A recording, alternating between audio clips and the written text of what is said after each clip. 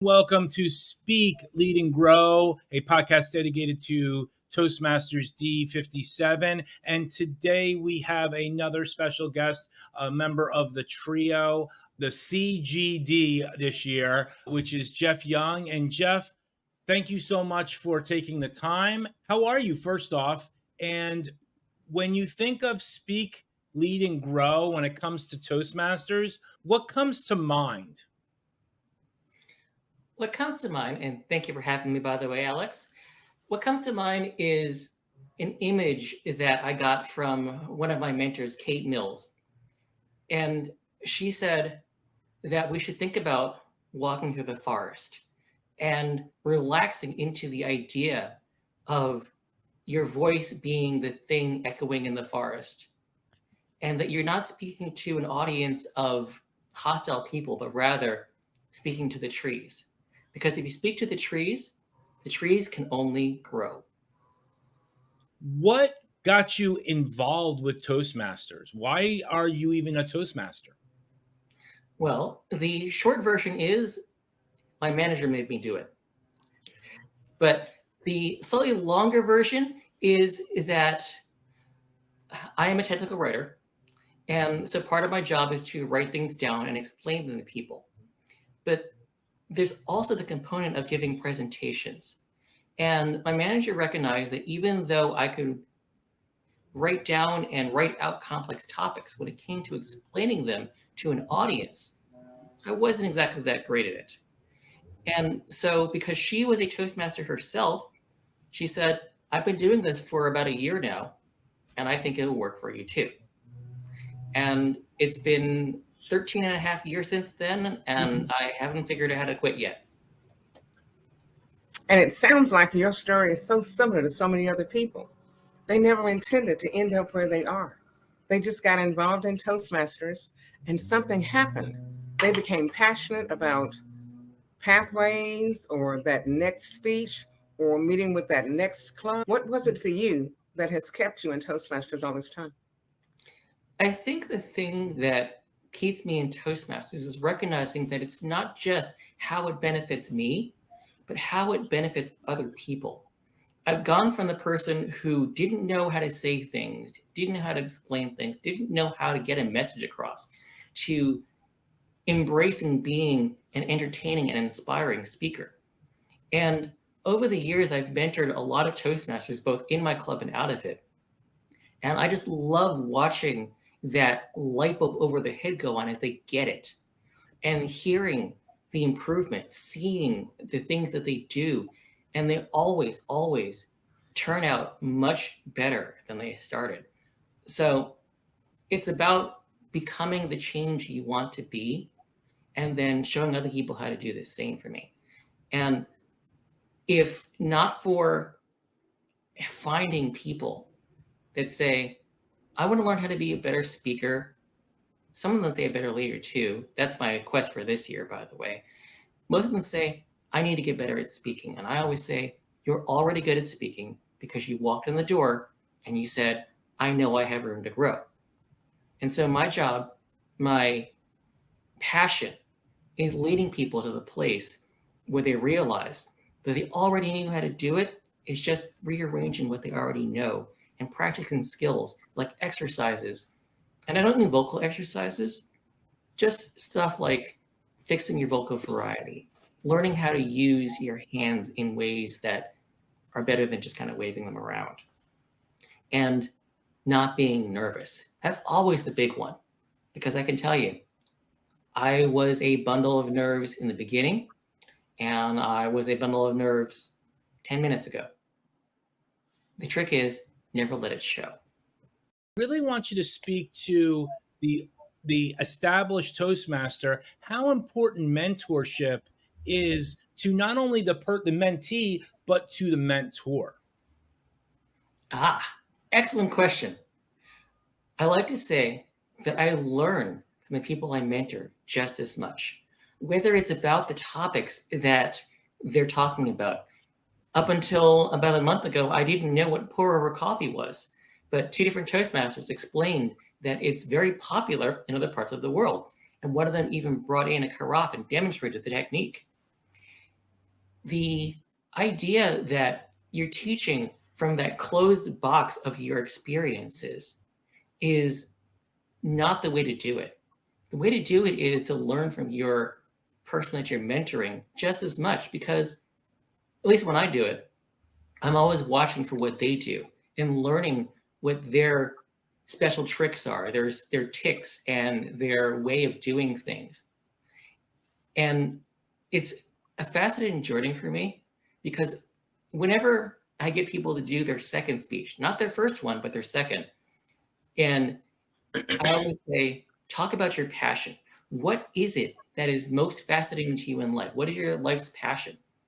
And I'll get everything from sports to their job, to the books they're reading, to their dreams and their ideas. And so that experience alone of watching them unfold their passions is what fascinates me about them. And so I'm learning them just as much as I'm teaching them the skill sets that let them express themselves so much better. Let me just say that this was a perfect segue into the question that I have. Because when new members come into Toastmasters or any organization, I'm sure, they come in, as you have already described, nervous, concerned about how they're going to do. And in Toastmasters, they seem to come in with sweaty palms and shaky knees and all that stuff. And you just talked about mentoring. And those two things, when combined, are the answer to how they arrive, because we can get them from that point to another place. How effective and what process can we use to mentor the new member of Toastmasters? I would say that the thing that works the most for me is never pressure them to speak. And I know this is kind of at cross purposes with what Toastmasters suggests you do. You need to sign someone up for the icebreaker stage, which is in the first 3 weeks or a month at tops. Make them comfortable being in the environment they start in, the club that they've decided to adopt. Make them just keep it short, answer table topics at first. Make them understand that the idea of speaking isn't something that is so far out of reach that they shouldn't do it. And when we get them to that icebreaker speech at the beginning, I start them by saying, you have this. Or to quote the late great Carolyn Douglas, you got this. I always say, you're the world's best expert on the topic of your icebreaker speech. That's you. No one knows you the way you do. No one can talk about your favorite stories, your favorite hobbies, your favorite ideas. Just talk about the thing that you feel comfortable with, and then the rest will follow. If you wanted someone to know 3 things about you at a party, there's your icebreaker, right in the title, right on the outside of the box. And then from there, like I just mentioned earlier, you get into the second speech, the passion speech. The third one is, what are things that you want to organize your thoughts with? If you need to explain something as an idea broken down into 3 parts, if you keep it simple, it doesn't seem so challenging. If it's not so challenging, they're not as nervous about failing. And that's the other thing. I always say the icebreaker speech is the beginning. The icebreaker speech is, you can do no wrong. This is just establishes the floor. And wherever you go, it's always up. So I took 2 things from that. Number 1, you can do no wrong. The new member needs to know that. And number 2, you talked about table topics. So let's capitalize on those 2 things. We have the evaluation process. And when a new member learns that they can do no wrong, they can give a speech, and they know they're going to be evaluated. But when we are gentle with them and we're not accusing them, when we're not pounding them into the pavement, because we use the sandwich method or some other form of evaluation, which builds that person's self-esteem up. And table topics, oh my goodness, that is one of my passions. It's a mini speech. Once they can master that 1 minute of speaking, they're on their way. How would you combine those 2 things to help build the self-esteem and the self-confidence of a new member? You have just fallen into the trick that I use with people. after they've gotten comfortable with table topics, after they've pretty much nailed it, then I just say, take 3 different ideas. Take 3 table topics, smash them together, you have a speech, because 2 plus 2 plus 2 is 6. And so all you need to tell them is, just pretend you're answering 3 table topics in a row and make a speech out of that. All you need to do is just have something tie them together at the beginning and at the end.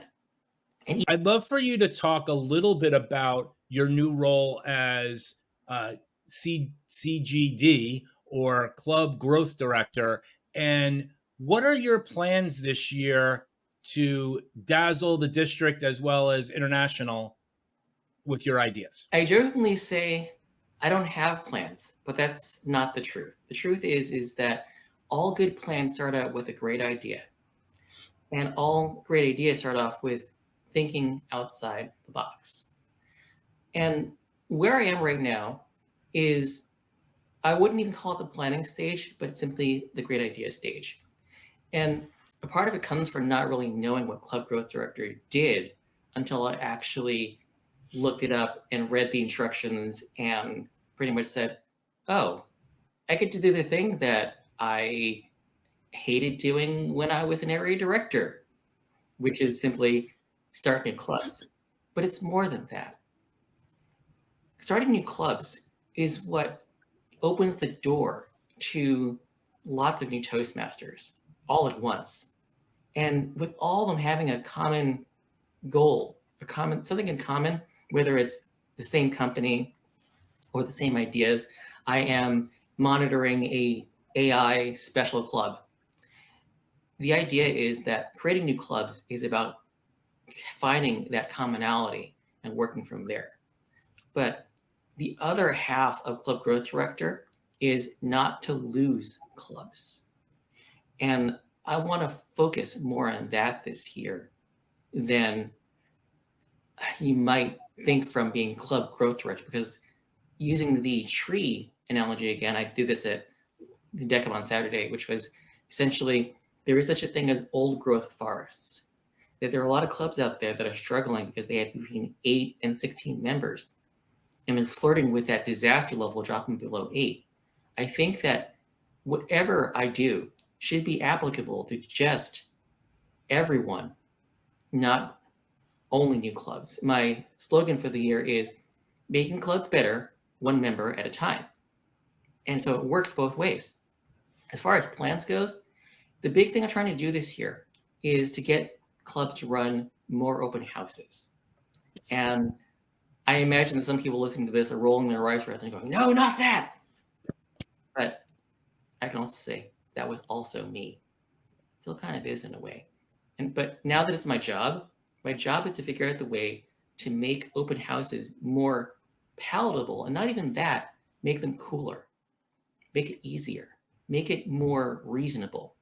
And I'm partnering up with the program quality director, Linda Patton, to make it so open houses can include something where you bring in someone like me or an Ashley or someone who is really good at teaching a workshop, and have them run a workshop for your club and any guests that might be lurking around the corner saying, what is this Toastmaster thing? And when you show them what Toastmasters teaches, what Toastmasters do for you, it's so much better than a meeting where you're just having a regular meeting and someone's talking about something and you don't really tune into that person's speech because it doesn't resonate with you. Everyone resonates with the idea of participation in Toastmasters. But when you're nervous going in the first time, you're not going to. You're going to hide in the back with your camera off and say, thank you for having me. And you might not come back. But if you see something in the lesson of the day, in the inspiring Toastmaster of the day, that's what the whole purpose behind the outside speaker. You're supposed to bring in an accomplished speaker to extol the virtues of Toastmasters. Then you think, maybe I can do this. Maybe this is for me after all. Maybe I learned something today. And that's what gets coming back. I want you to speak to some younger people And I know we think about younger people, but young professionals in particular. And I want you to talk about the benefit of what Toastmasters can offer them as opposed to the I'll figure it out method. I think that when it comes to giving speeches, writing proposals, giving presentations, all of these are skills that don't just happen in the workplace. In college, it's about writing papers and doing projects. And sure, you can say, I'll get an AI to do it for me. But an AI cannot write your speech for you. An AI cannot understand who you are as a person. And as an example of this, I helped someone write their wedding reception speech just recently. That is something that no AI can do because it doesn't encompass the people, the memories, the stories that a human would have. And so no matter how old or how young you are, everyone has their stories. Everyone has their moments of awesome, as I call it. And so if nothing else, you should learn how to tell your story. And moreover, there are things that if you can't express yourself, you ever see those kids who say, well, this happened and that's happened, and it was so cool, you could have been there. Well, we weren't there. Toastmasters teaches you how to bring someone to that place where you were at, to help them feel the things that you felt. And one of the things I teach in my mentoring is whenever you're drawing a mental picture for someone, pick your two strongest senses and always make sure those are represented in every scene that you set. So, Alex, what are your two strongest senses out of the 5? My two strongest senses are, and that's my wife and my daughter, it might be something else, because they would say the one strongest one is my mouth, but that's also my weakness. So my two strongest senses, my sense of sight, taste, hearing, smell, touch. My sense of touch, I guess, and my sense of, even though I'm older, hearing. Okay, sounds good. So if you were to talk about your Toastmaster experience, which you did just a little bit ago, the white knuckle feeling, the idea of gripping the podium as you got up to the stage, and worrying about hearing people laughing at you. Do you see how that creates a feeling? And no, I do. Yeah, and so that's something I would say, open your speech with that if you want to talk about being nervous about being a Toastmaster. And you can apply that idea to any speech that you give. Think about opening with what something feels like as you pick it up. Think about feeling the wind in your face if your senses touch. But in your case, it might be, what did the music sound like as you walk through the mall, for example? Or what does an orchestra sound like? And so you set the scenes by using your senses. Well, now that you put me on the spot, no, I think that's great. And I don't think, and this isn't anything about my club, my mentors. I love how everybody has their own take. And that's what this comes down to. Dee, what else do you have for us? Because I know I want to take Jeff back to the discussion of opening a club. I've had a number of people here in the Nashville area, at least 8 or 10 people, just almost begged me to start a club here. And I think, first of all, when you charter a club, there's this huge responsibility in so many different directions. How would I manage that, both emotionally, mentally, in terms of encompassing what I have to do, but building the team of people that would be the charter members? Well, that is where my team comes in. Arti Kapoor and Priya Shastri are my corporate and community chairs, in reverse order, actually. I got that backwards. But the 3 of us are here for you to help walk your prospective club team through the process of setting up the club. We also have Ashley and a team of crack demo people ready to descend upon your prospective club to show them what a proper Toastmaster meeting would look like. And then Ashley has this spiel that he does, a script that he works from, where he mints the brand new officers into their roles and empowers them to become the leaders of that club. And then we set you up with at least one mentor, hopefully two, we can swing it, people who have done the Toastmaster dance for years to be there for you to help chase those jitters away. And so that is the winning formula for starting a club. But keeping them is also just as important. How do you keep people's interest in Toastmasters once they've got that icebreaker speech out of the way? And so you've led me into other initiatives, which is the level up initiative, to take them from that icebreaker speech, to plug them into pathways, to get them, if not enthusiastic about it, at least conversant in it enough to say, all right, here's my next project. Here's my next objective. How do I do that? And the secret to pathways is don't treat it like a straight line. Once you get to the electives, you can kind of pick your elective, pick your path. Jeff, the key to pathways is having someone like Dee Marie hounding you constantly with her passion, and you want to make sure that you get it done for her, because I got beat over the head in the best way possible, and I did a triple crown not knowing it in the beginning because she was so passionate about it and she made it so exciting. I mean, honestly. But I do have a question about membership to dovetail off of what Dee Marie said. You talked about success. I want to talk about why clubs fail. Because I think as club growth director, you want to beef up these clubs. Well, let's get to the problem and figure out what the problem is so we can get to a solution. Okay. I think that why clubs fail is three things. The first one is lack of direction.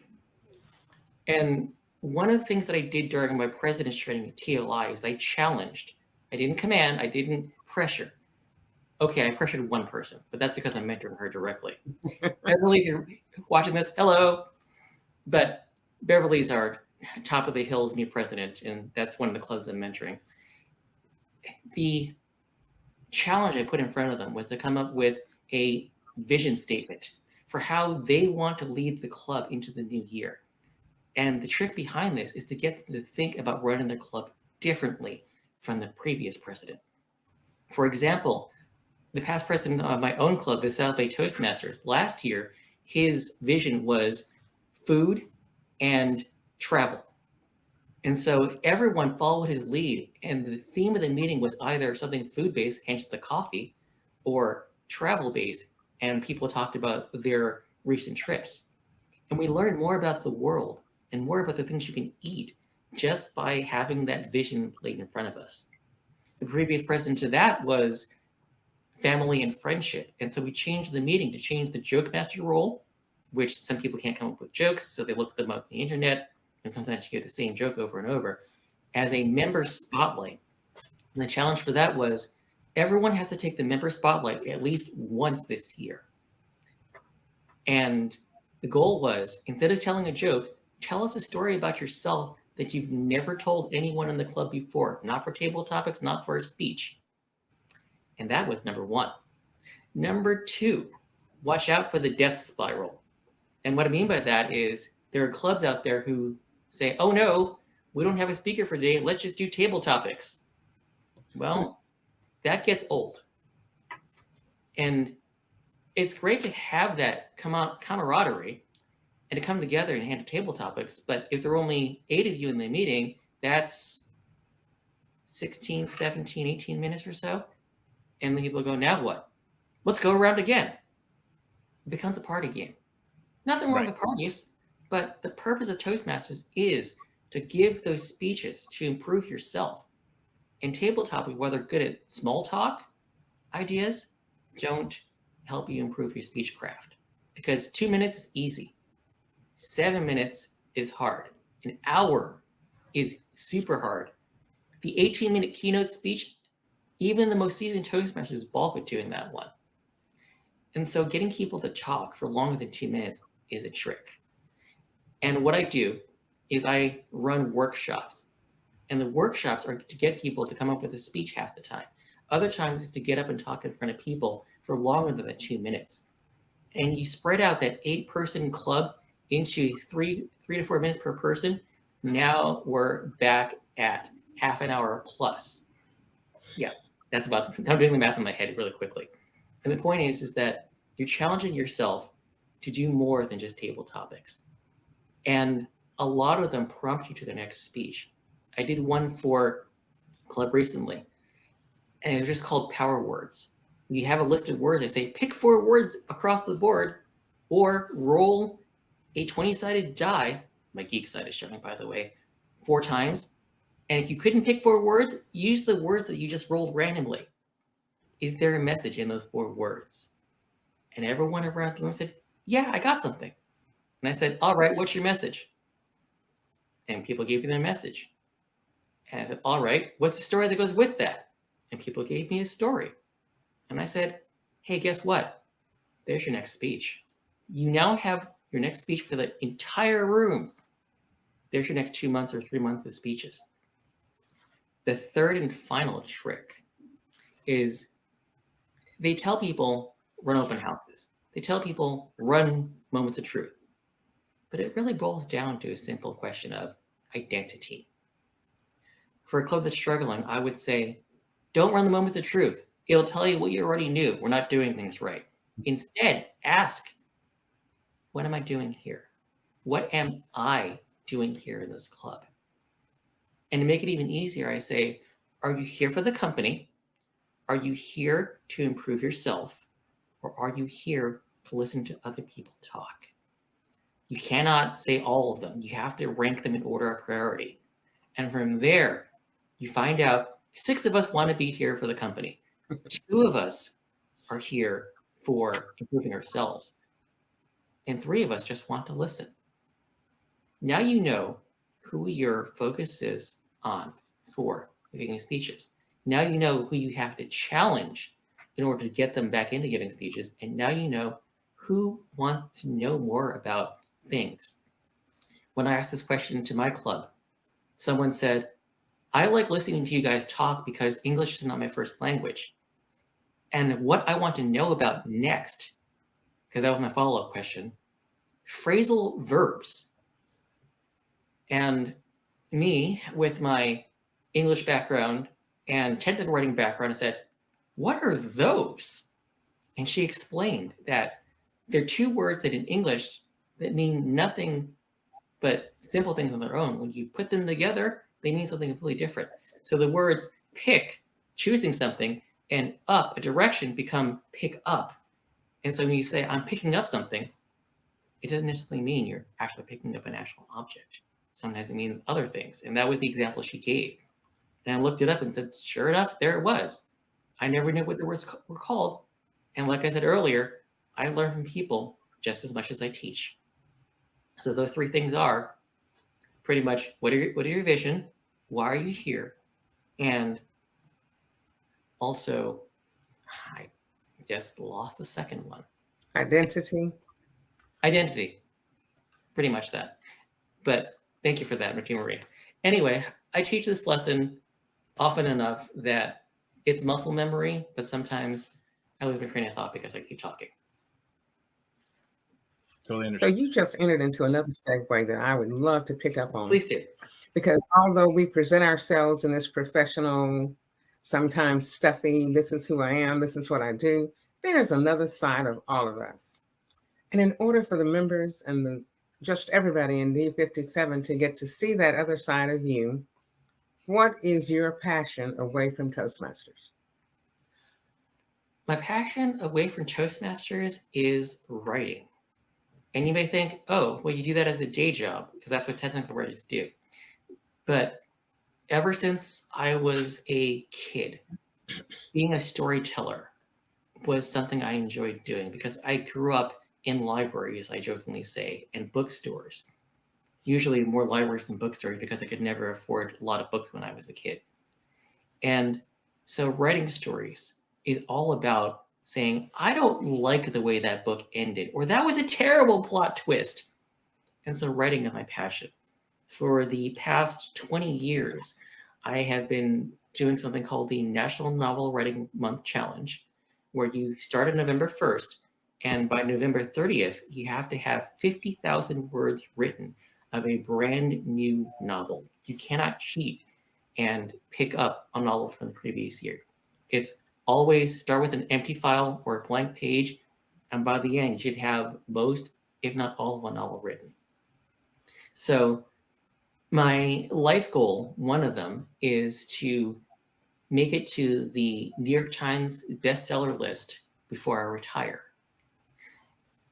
And maybe it will take after that, because I've changed my goals a little bit as I got older. But simply writing to get the message out. And Toastmasters is an easier shortcut than writing a novel, but I still write every year. And it's just a passion of mine. It's always, what's the next story like? It's the same as, what's the next speech like? Wow, that is amazing. You as a writer, have you published anything to this point? I have gotten a few short stories published. I've gotten an article published, and a lot of manuals published, but I'm not allowed to sign my name to them, just my initials. Okay. So, but nothing Congratulations. novel. Thank you. Congratulations on all of that. Goodness. Alex. It's kind of amazing how every time we speak with somebody, you never know where the conversation goes. And I love the fact that you've married your work and pleasure together. And that's something that we all strive to do. My dad would say, if you can find something that you love doing and it pays you money, go for it. But a lot of times it doesn't, so you have to do what you have to do, right? Is there a speech that you have not given that you want to give yet? Yes. That speech has been in the back of my head for 6 or 7 years. And it is a speech that I call Dirty Little Secret. It is full of twists and ideas. And the reason why I haven't given it yet is because it's too long. Originally, it was meant to be a contest speech. It was one where I would push the boundaries of that box they make you stand in and lean right up against the audience and start with, I know your dirty little secret. But the problem was, in order to do it right, it was 13 minutes long. And that would get me disqualified. And I have gone all the way through the engaging humor path. And so that magnum opus speech of mine has been kicking around in the back of my head. And it also involves spaghetti and pictures of things. Again, I'm not going to tell you the speech because that would give away the twist. But simply, the idea of giving a super long humorous speech is the end of that particular path, and I've been saving it for the right moment. I have what I need to do it. I just have to pull it back out of the back of my memory and put it all together in a way that is relevant to the present day. Because back in the day, the only speech you could give of that length was your inspire your audience speech. But now that we have so many different pathways, it fits right there. But rather than give that, I switched tracks and picked up a new path when I became Division A director last year. And so it's been sitting on the back burner, just waiting for the right time. So I think with answering that question, you have actually done a tremendous training, because it's telling everyone who has that niche speech that they want to give, how to manage it, how to handle it, what to do with it. And I think that's a big help, because a lot of members get trapped and they don't know the next step to take. So they're not really sure. But for me, Alex already alluded to it. Pathways is my passion. Oh my goodness. I was able to take Pathways and tie my life into it. So Pathways actually changed the trajectory of where I was headed, simply by staying on point with Pathways. How has Pathways impacted your life? Oh, that's actually a great question. Pathways, because those of us who remember the old competent communicator days, forces you to do things rather than give speeches, if you so choose. People who are intimidated by pathways, people who are afraid of pathways, people who hate it, I always say, look at what you can do instead of what you should do. Look at what you get to do as opposed to what you must do. And I subscribe to the make pathways fit your idea rather than make your idea fit pathways. And like I was talking about earlier, you can skip around and jump levels and do projects further up. And one of my other favorite things to tell people is the speech they just gave that we're going to have credit for, find out something in pathway that would fit that. For example, I do a version of the managing interruptions speech, and I did it as a workshop where I had people get up and talk about something they wanted to teach people for 5 minutes. Unlike the scripted interruptions they have in there, since everyone had seen that particular project recently, I said, all right, everyone in the room, I'm going to hand you special instructions for how to interrupt the person. And someone's instructions were, don't pay attention, have the person go back and re-explain something. Or pretend you're an expert, but be actually wrong.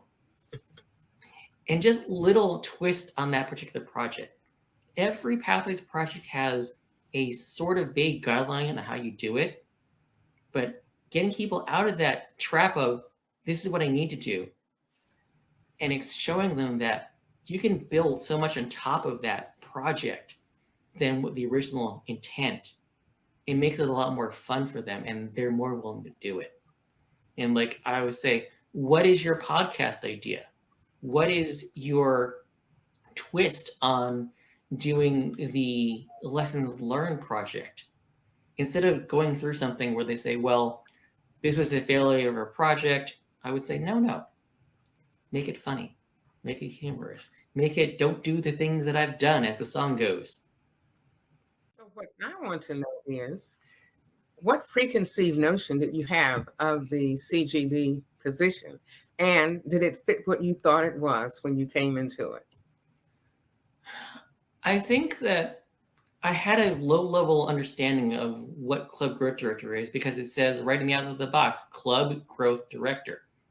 But my preconceived notion was that there would be clubs in waiting out there. There would be people saying, oh yeah, I want to start a club. And so many people just knocking on the door. It's like, please help us start a club. But when you open that door, there's a lot of crickets. There's a lot of, we might want to start a club. We have an idea. Me and 3 friends want to start a club kind of concept. But to find more than 20 people to fill out that paperwork, to pony up cash for a club that might not charter, to find the people to support them, that takes the literal village to make happen. And the shock of saying, I need to find my entire team, I need to recruit people. And all I can say is, I'm super grateful for all the people who stepped up and said yes. I'm super grateful for the people who didn't even wait for me to act and say, how can I help you? And I thought that I would get, I don't want to say a lot more support, but I thought I would get a lot more people to start with, other than Ashley and Linda saying, here you go, champ. He didn't say it like that, but close enough. Here's your stuff. And I'm like, are you sticking around to help? I said, no, I got to help Linda. But no, seriously, I'm still putting together my teams. But the great part about it is that everyone is new to this. Well, almost. I have one person who says, I've done this before. So I'm like, all right, you're the expert. I'm going to rely on you. But club growth is not about being the head of an existing company. It's about picking the right people to help you along the way. And how do you know people that'll help you along the way? You don't. You just have to know these people, So I definitely recommend that rather than jumping straight to being club growth director, follow the path that I did. Be an area director first. Learn how to work with clubs. Be a division director first. Second, not first. Then work with your area directors and learn more clubs. And that's a lot of what I'm doing this year is I recognize these things that I'm learning, these things that I'm sharing and teaching, they should work for any club in any area. So all I really had in mind when I stepped up and said, I'll do this, was I just want to take my message to the next level of the stage. And the thing I was not prepared for at all was the sheer amount of training and paperwork that goes with this. There were so many rules. And if somebody had said, by the way, the thing you need to get done first is your marketing plan, I might have had second thoughts. But truth of the matter, part of it. To your point, just trying to get the right color for Toastmasters, whether it's yellow, blue, or red, and the right font. I mean, I know when I was something as simple as the cover, you want to make sure everything is consistent because that's what they want. That's what they want, not only at the local, but at the national or the international level. I know it doesn't seem like you, it seems like you have two jobs with Toastmasters, but in the years that you've been in Toastmasters, what has been the biggest change that Toastmasters has given you? Because it sounds like Toastmasters is in your daily life now, regardless of your position. But how is Toastmasters in your daily life, and where has it brought you to in your career? All right. Thank you for the question. And it is my turn to be really vulnerable here. The thing that has definitely changed my attitude and my way of looking at the world from Toastmasters is surprisingly not the speaking part. That was something I always could do. But in my very first and last interview with my now manager, she asked the question, she said, where do you see yourself in 5 years? Do you see yourself as a tech guru or a manager? And I said, without hesitation, tech guru. I never want to be a leader. I never want to manage people. I never want to do anything but just stay in my office and invent cool stuff. And one of the first changes to that was being voluntold to be club president. She said, there's no one else in the club who hasn't been president before. It's your turn. And I felt really nervous about that. I said, what if I crash the club? She said, it's the same people. It's the same people in the club you've been with for a couple of years now. You can't crash the club. Just be president in name and learn what you want to be as president. And she had given me that beginning of that vision statement without even realizing it. And then after doing it for a year with my vision of innovation, information, and introspection, no one wanted to be president after that. No one wanted to do it again. And the new people were too new. So I was president for a second year. And then it turned into a third year. And then someone said, you're doing a good job at this. And I said, I'm just winging it. But you've been winging it for a few years now. But it didn't end there. Because the area directors had seen me a few times, they'd wandered by and they said, would you like to be an area director now? Because they had to ask that on the club visit. And I said, no, absolutely not. But then there was a year where I didn't have any excuses and they didn't have anybody. And so I said, yes. And I said, this is not as scary as I thought it would be. And then last year, after the dust settled, they said the Division A director dropped out unexpectedly. Will you be the division director? I said, I wanted to take a break. But they said, we have no one else. And so I said, if there's a need, I'll be there. And so I said yes. And I had a lot more fun doing it. And at the end of all of this, I went back to my manager and I said, you know what? I'm ready to be more of a leader now. Words that I never thought would come out of my mouth. And when people said, you should run for a club growth director, I said, why the heck not? I'm on a roll here. I'm bringing my ideas to people. And leading is not just about telling people what to do anymore for me. It's about sharing those ideas that would otherwise stay in my head, in my club, and maybe spread to a few people. The greatest gift that I've been given by someone that I've mentored is not a thank you, but watching them take some of those ideas and make them their own, to teach them to other people, to say, yes, I've learned something and I've learned how to apply it. I never realized that that was leadership until just recently. And so leading people is about changing their ideas of what is how things should be done and getting them to recognize that their ideas, no matter how silly they might be, have a place out there. And it becomes that next speech, that next thing they push out there and say, I didn't know how to express this, but now I do. Cool.